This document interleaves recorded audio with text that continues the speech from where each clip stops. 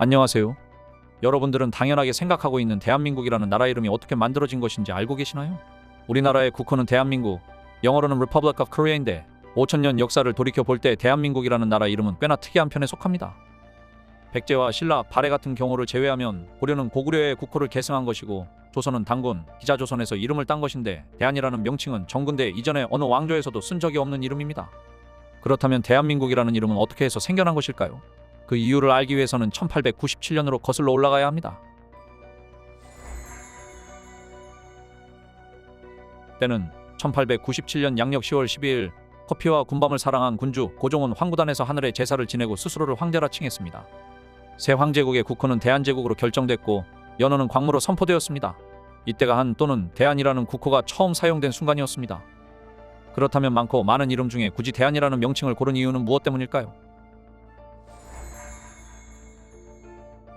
대자가 들어가 있으니 무슨 대영제국이나 대일본제국 마냥 국뽕을 거나하게 들이마시기 위함이었을까요?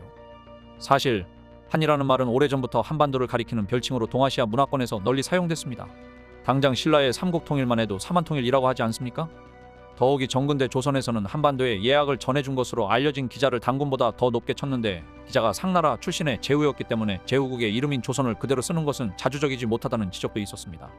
때문에 고종은 국호를 한으로 정했는데 앞에 대자를 붙인 것은 다름이 아니고 고구려, 백제, 신라 3한의 영역을 모두 아우르는 통일국가임을 강조하기 위해서였습니다. 그렇다면 대한제국에서 대한민국으로 바뀐 시기는 언제일까요? 대한민국이라는 이름은 1919년 3월 1일 일어난 3.1운동의 결과물이라 할 수 있습니다. 흔히 3.1운동이라 하면 태극기를 들고 만세를 부른 것만 기억하지만 그보다 더 중요한 부분은 바로 국가와 민족의 독립을 선포했다는 사실입니다. 게다가 그 독립선언은 왕도, 양반도 아닌 2천만 민족 전체의 이름으로 이루어졌습니다. 민중이 스스로 일어나 주권자임을 천명하고 그들의 조국을 위해 만세를 외친 것입니다. 불과 10년 전만 해도 왕이 있던 한국에서 이는 매우 혁명적인 일이었습니다. 그 시기 독립된 조국을 왕국이 아닌 공화국으로 만들어야 한다는 움직임이 일기 시작했는데 민족대표 33인 측이 발행한 지하신문 조선독립신문의 3월 3일자 기사를 살펴보면 임시정부를 세우고 대통령을 뽑을 것이니 안심하라는 내용이 담겨 있습니다. 각지에서 일어난 만세 시위 현장에서도 공화주의 열풍을 찾아볼 수 있었습니다. 황해도 수안에 시위되는 공화정치는 세계의 대세라고 외치며 헌병주제소를 포위하기도 했고 평안북도 선천에서 발견된 전단에서는 우리는 정의와 인도에 기초한 신민주주의 공화국을 세울 것이다 라는 구절이 적혀 있기도 했습니다. 민족대표는 물론이고 민중들까지 한마음 한뜻으로 민주공화국을 세우자고 부르짖었던 것이었습니다. 3.1운동을 그저 규모 큰 독립운동으로만 알고 있는 많은 후손들의 인식 수준이 참담하게 느껴질 정도입니다. 여튼 3.1운동으로 독립을 선언했으니 그 독립을 구현할 수 있는 대표기구로 정부조직체를 구성해야 한다는 움직임이 일었고 1919년 4월 10일 오후 10시 상하이에 망명한 독립운동가들이 모여 각 지방 대표회를 개최하고 29명의 의원을 뽑아 대의제 의회기구를 발족하였으니 이것이 바로 임시의정원입니다. 임시의정원 첫 회의에서 가장 열띤 토론이 이뤄진 대목은 바로 독립국가의 이름을 조선으로 할 것이냐 아니면 대한으로 할 것이냐였습니다. 조선이라는 국호를 지지한 대표적인 인물은 신한청년당 출신 몽양 여운형이었는데 그가 대한에 반대한 이유는 두 가지였습니다. 첫째, 대한은 13년 만에 일제에 멸망한 망국의 이름이기 때문에 부적절하다는 것. 둘째, 조선이라는 국호는 단군 시절부터 이어져 오는 유서 깊은 이름이라는 점이었습니다. 반면 대한이라는 이름을 지지한 대표적인 인물은 독립운동가 신서구였는데 그는 대한으로 나라가 한번 망했으니 대한으로 다시 흥하면 되지 않소 라며 주장을 펼쳤습니다.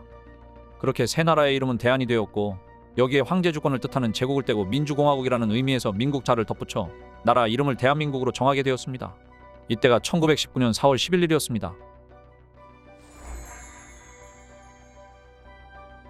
1919년 4월 11일 국호를 대한민국으로 정한 뒤 같은 날 내각을 조직하고 헌법에 해당하는 임시헌장을 공포했는데 이날이 바로 임시정부 수립 기념일이자 우리 역사상 최초로 민주공화제 정부가 탄생한 순간이었습니다.